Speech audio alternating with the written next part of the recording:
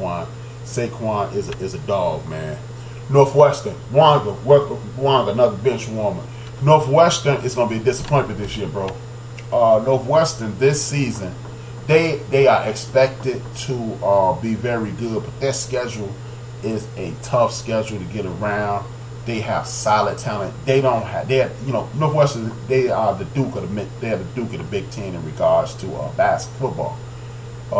They're academically directed, so they're not putting a whole lot of money into the academic to the football team.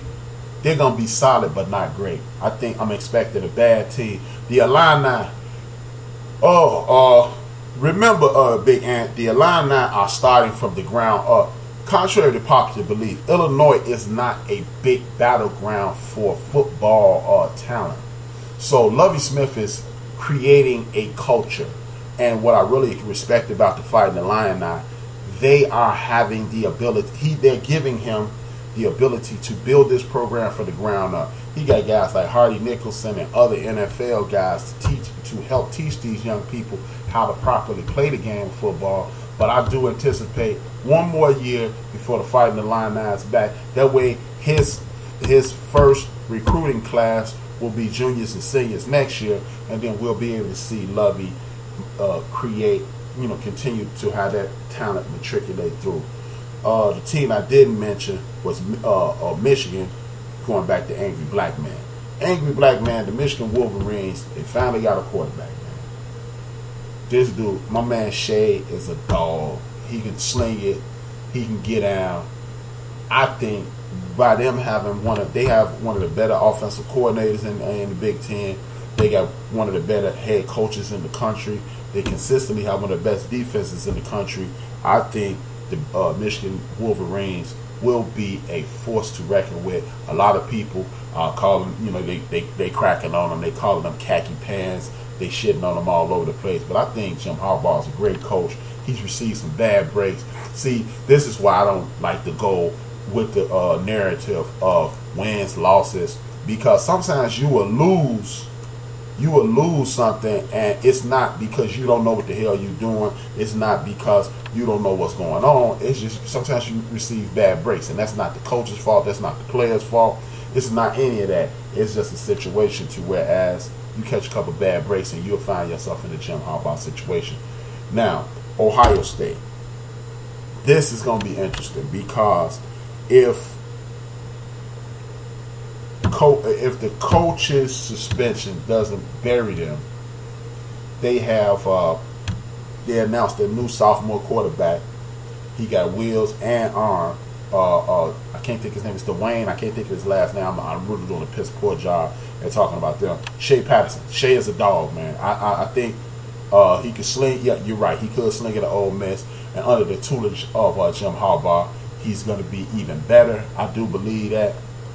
But if Ohio State can maintain, they'll be cool. Not the sad thing. The crazy thing is, I think this Urban Meyer last year in Ohio State. This thing has put him under so much hot lights. He gonna start snitching like Steady B, and things gonna go bad for him. I think this is his last year at Ohio State. No matter how, unless only thing I think can save him at Ohio State is him winning the national championship. It was a very uncomfortable press conference. He was sitting up there like he had a gun in his back. Them two brothers sitting next to him. It didn't look good. I'm not really trusting that situation. But at the end of the day, it's going to be an interesting situation with that no matter what, man. But, the Big Ten conference overall is an extremely tough conference. But I'm sticking to my guns with that, Angry Black Man. The ACC is the most powerful conference in all of college football. You have Florida State. You have the University of North Carolina. You have the University of Miami. You have Bobby Petrino and the Louisville Cardinals. You have Duke, who's actually becoming a powerhouse in college football as well. I know I shit on them a couple seconds ago, but Duke is actually a team that you have to worry about. Syracuse, that's a team that's on the rise. They are what I anticipate the Fighting Illini, to address Big Ant's question. They are what I anticipate the Fighting Illini to be next year, this year. The Syracuse Orange are a force to reckon with. They have a ton of teams. And I didn't even mention Virginia Tech and the team that I want all you guys to pay attention to. See, this is college football thing. This is where I live right here. A team that I want y'all to pay attention to is the Boston College Eagles. The Boston College Eagles has this running back, A.J. Dillon. This dude is no joke. I know Aaron Williams came out of Boston College a couple years ago. Everybody was like, well, he ain't gonna be a good pro. This dude is gonna be a good pro. This dude is gonna be a good collegiate player. This dude is 100% warrior. I'm telling you, they have a stout defense. They have a lot of returning players, and they about they about to be the #1 Catholic university in regards to football. Notre Dame. Brian Kelly, his ass is out. Understand, trust and believe that. If Brian Kelly don't act a fool this year, he's going to get fired. He's overrated in my opinion. He's a very good coach, but he's not a Notre Dame coach. Notre Dame is one of the few coaching jobs in America that when you get that job, they literally turn over hourglass. It's only a matter of time before you get fired at Notre Dame. Simply because the landscape has changed. This isn't the 70s, this isn't the 60s, this is the 50s. Whereas you could do what you wanted to do and put yourself in a situation to whereas you could dominate. Okay, good. I got confirmation of the guest. I'm still not gonna announce it until he calls, and then I'll let y'all know. Couple minutes. I'll let y'all know what time it is, and then it'll be a little surprise. It'll be in about 8 minutes. 8 minutes and 24 seconds if you calling in. But this is, when you're looking at the ACC, man, it is a powerhouse conference. It's a situation to whereas you're going to get some quality football, some of the best players. And guess what? I didn't even pick the team who I think going to be in one of the Final Four teams, and that's the Clemson Tigers. They have 4 guys on their offensive line who are going in the first 30 players picked in the next draft, barring injuries. I'm telling you, the Clemson Tigers with Dabo Swinney are serious. The Florida State Seminoles, even with a new coach bringing in a new regime, but that talent is still there. I'm telling you, it's insane. The Virginia Tech Hokies. What the hell is a Hokies? Is it a chicken? I don't know. But anyway, man, the Virginia Tech Hokies. This is why Angry Black Man. I said I love the Big Ten. We from Big Ten country. I get it. I love them. That's my get down. But at the end of the day, bro, the ACC is unstoppable, man. I would say that the Big Ten is number 1A. I wouldn't even call them number 2 because, as Wanga mentioned, hopefully I'm wrong, Wanga, because I'm a closet Northwestern fan. That sounds kind of crazy, closet fan. But I'm a low-key Northwestern fan, and again, thank you for continue to be a bench warmer, man. Everybody who in here, y'all bench warmers now. No matter how good y'all was, y'all on the bench now. But the Big Ten, Angry Black Man, to address your thing and address Wonk at the same time to give him more airtime in regards to his question. The Big Ten is a conference that is stacked.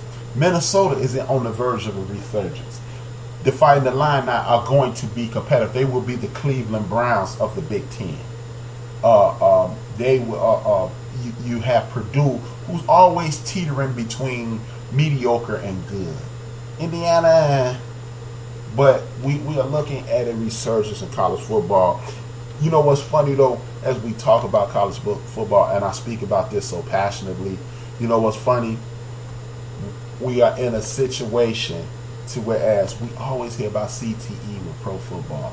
I mean, we have to worry about the players have to play. You don't hear about that in college football. Why? Same game. See, you get big hits in college football. You don't hear about this kid. These are supposed to quote unquote kids, right?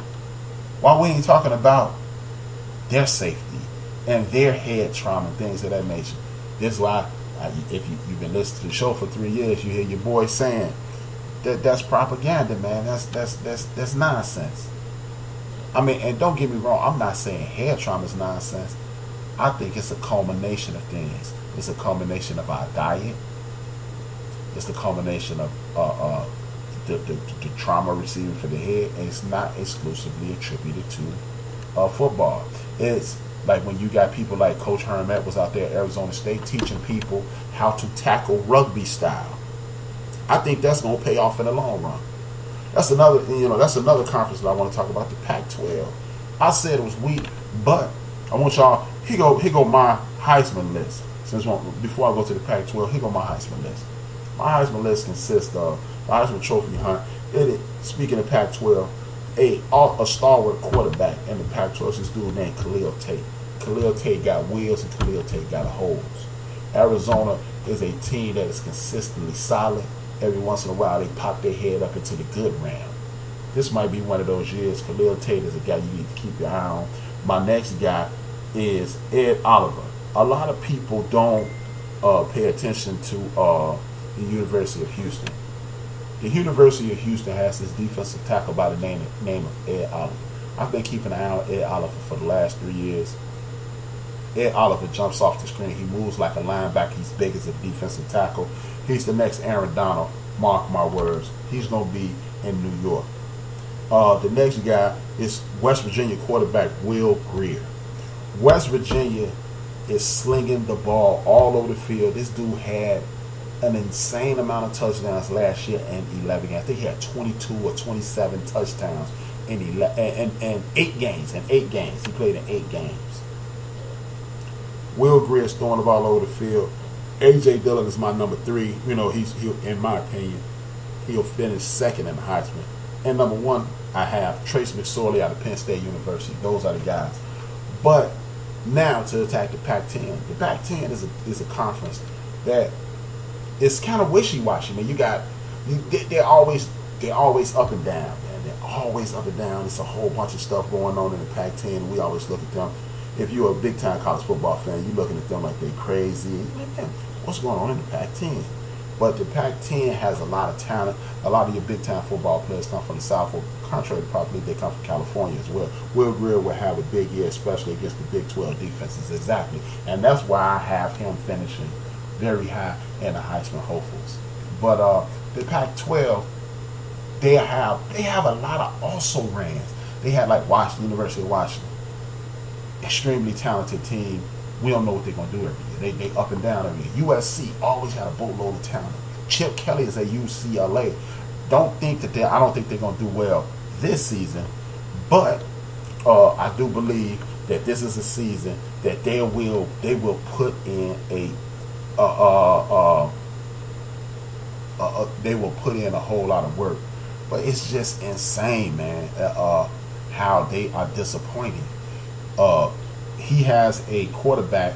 If he starts the junior, they gonna win, but they're not gonna be real good. If he starts as freshman, it's gonna be an old Chip Kelly offense, and maybe that's what he needs to do, because Chip Kelly and his offense is tailored to having 100 kids on the team, and Chip Kelly is a guy who his mentality is to coach younger people.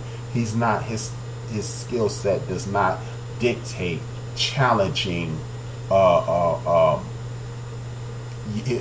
grown men making as much or more money than him with families, because you can't talk to an adult the way you talk to an 18, 19-year-old. You don't have that dictatorial power. Therefore, you're going to lose every time trying to challenge a young person. I mean, an older person versus a young person. And it's just, he's going to have to replace Rosen. I get it. But that team might be better suited for his situation. So I'm just not sure how we going to do that. How they going to work that number. But we are looking at a situation to whereas the UCLA Bruins are going to be solid, but the Pac-12, they're just deficient. I just don't understand what all that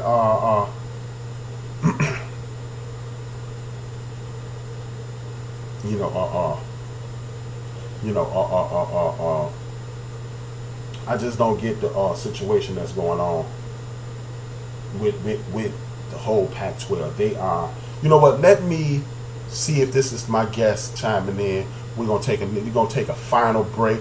I know the people who come with me from the end of the bench, y'all not used to me taking these breaks, but I do need to check this out. I'm gonna hit this last break and then we'll close out the show. And by the way, end of the benches, I got a whole nother hour, man. It ain't a 2-hour show. We ain't got to rush out. Holler at your boy. 2 Fingers, 1 Word. I'm gonna be back with you in about 2 minutes and 11 seconds.